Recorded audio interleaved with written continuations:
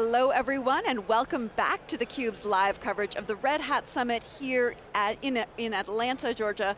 I'm your host, Rebecca Knight, alongside Rob Strechay. We are both fresh from the main stage. We heard Matt Hicks, we heard the CTO, we heard the who's who. Shesh, exactly. And, Chris, CTO and CPO with the Shesh. It was fantastic, and I think the message is just so strong about how AI is really changing organizations from a business perspective, not just from a technology perspective. And I think we're going to have a great conversation now about that. And Red Hat is doing it alongside the organizations that it's working with. And indeed, we are going to have a great conversation about that with Mike Ferris, Senior Vice President and Chief Operating Officer and Chief Strategy Officer at Red Hat. Thank you so much for coming on the show. Happy to be here, this is awesome. You're a CUBE veteran. I am, And you have some of the biggest jobs at Red Hat rolled into one. You're also the person that is tasked with making sure that the announcements that we heard up there on the main stage translate into real customer adoption. Talk a little bit about some of the conversations that you're having with customers here before we dig into those announcements in terms of their pain points. Absolutely, and I think, as you said, my role is unique, right? Chief Strategy and Chief Operations. I think that is certainly systemic and evidence of what's happening in the industry. And I'm hearing that from customers I talk to, in that you do have to align not just the operational aspects of what you do and make sure those are efficient, but you also have to look forward toward the future and start saying, how do we change what we're doing in a way that will make the organizations function in line with the technical capabilities, but also more importantly, how the ecosystems, how partners, how your customers evolve, and so that's a big part of my job as well. So, I'm seeing that happen universally, and as we heard this morning in the keynotes where Matt was up on stage talking about what we're doing internally, we're seeing a lot of this focus, as we heard, token economics being a key part of this. How do you actually get the most efficient use and turn from being just a consumer of tokens to actually a provider of them to your organization? And that's something that we've done inside Red Hat, and we've made that transition, and it's starting to really show how we can elevate the value and the capabilities that we have across the entire company. Yeah, again, Matt talked about the NVIDIA stack that you're working with, as well as some of the Granite models and model optionality, and a lot of the theme carried through all of the main stage keynotes today was really choice and being able to have optionality. And I've always thought this, I think that Red Hat, being an open source company first and upstream and really working through that and with the standards, bodies and stuff like that, really provides that choice and has been a big, talk to how that's really been in effect for not only your customers, but yourself as well. It's been awesome. So I've been with Red Hat a very long time, and this is how we founded essentially our enterprise message, was really all about choice. It was focused on choice of open source. You had the choice to continue using the technology that you purchased indefinitely.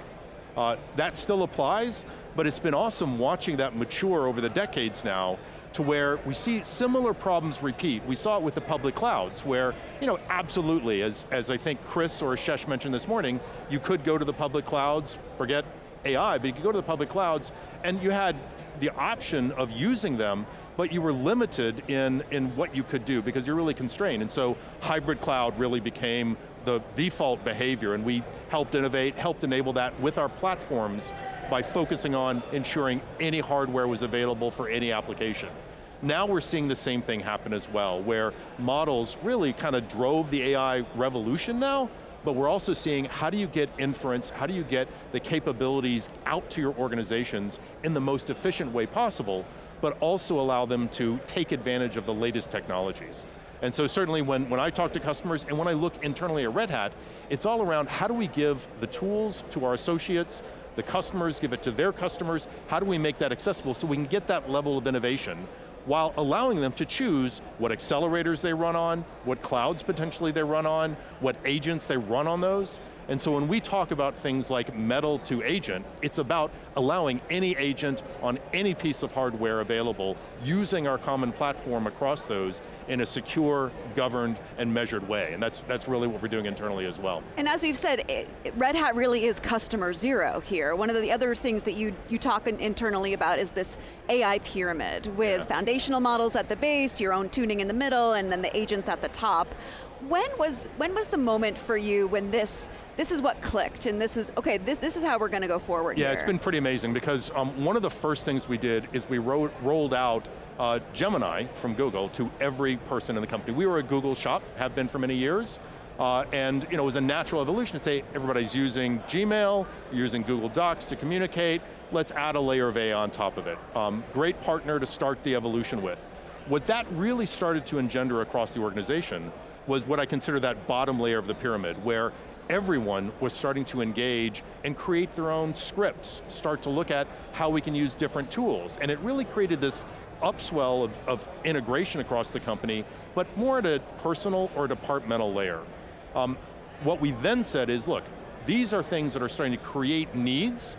How do we standardize those? How do we make a structured way of creating agents, governing them appropriately, using our own tools, specifically Red Hat AI Enterprise, to be able to provide an infrastructure that allows everyone to connect. That required a couple of things. Down below the pyramid, how do we get all our data together? How do we get common workflows and common structures around what types of skills do people need to develop in this? And so that was really the productivity gains that we started to focus on in that middle layer of the pyramid. What Matt Hicks spoke about this morning in the keynote was really around how do we get all this information together in a common language and a common way to access it. And so that top of the pyramid, which we really consider how do you actually find information and use it better, is where we started to look across the organization and ask everyone, create agents that provide access to your information. We did that across structured and unstructured data in the organization. So now, as an executive, I can sit down with my identity, ask our agents what is happening in a specific region with a specific product in specific JIRA tickets across the entire organization and get that information almost instantaneously, but then combine it with other levels of information in the organization. That in turn then spawns other dialogues and other individuals in the company can do that. But as we talk about this pyramid, it's really around connecting individual productivity with departmental, with cross-company to really say all of these things work together against a common set of data on a common infrastructure that is what we're doing with Red Hat AIE. Yeah, I totally agree, and I think to me it's so much not about the models anymore. I mean, the models are important, but most companies aren't building their own foundational models. I mean, that's just not where they're going. They're taking ones, and they may even look to make them smaller and be able to make them more functional by doing fine tuning or what have you. And I know there's a lot of technologies here with VLLM and LLMD and some of the other stuff for distributing those models.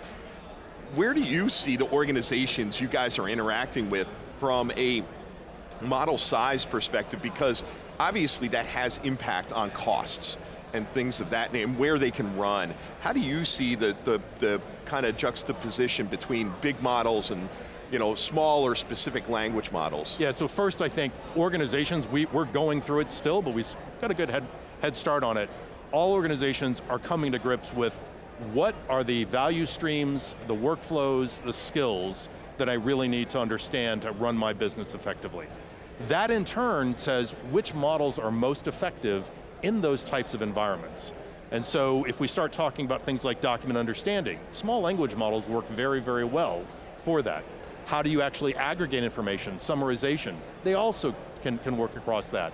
Planning may take some larger models, depending upon how they talk to all the agents in your organization, but specific to the tasks, how you build this infrastructure really will depend upon what types of skills, what types of needs you have in your work. That said, I think there's some great fundamental ones. NVIDIA released a blueprint called AIQ several months ago. We had already implemented it, but that said, how do you actually use Nemotron? How can you use, in our case, Granite models for certain aspects of this? And through our learning through this and the exploration, and frankly, doing multiple evaluations against these infrastructures that we built, we started to get native understanding of how we can actually deploy the right models for the right workloads, including things like ensuring our core data doesn't get moved out to a frontier models infrastructure, even with appropriate contracts. We're protecting that along the way. Again, using these models as a service infrastructure components that we have inside our own platforms. Can you talk a little bit about that internal experimentation that you're doing and the fact that, as you say, you're learning as you go too, and sometimes things might not work as you expect them to, but to talk a little bit about what you've experienced. So a couple of things, right? First, we had to get everyone in the company to get an intuitive understanding of AI, right? And that's where I'll point to our use of Gemini to get things going, to really get people familiar with their own data and the capabilities that would come from that. Secondly, it was also motivation around exploration and learning within sandboxed environments. And so a lot of this was get comfortable using AI code generation tools. I personally hadn't coded in many years, right? I was a coder when I started, but in the last 2 years, I've written hundreds of thousands of lines of code using the AI coding agents that were specifically directed at tasks that we had that I wanted to make sure could contribute to these models, these frameworks, these skills. But keeping up with that has been a core aspect of getting everyone going.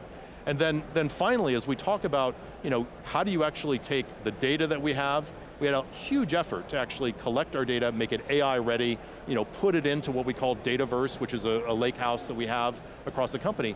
But secondly, motivating all of our functional departments in the company to collect their own documents that weren't structured data. So what are the policies and procedures that you have? How do you actually do your day-to-day work?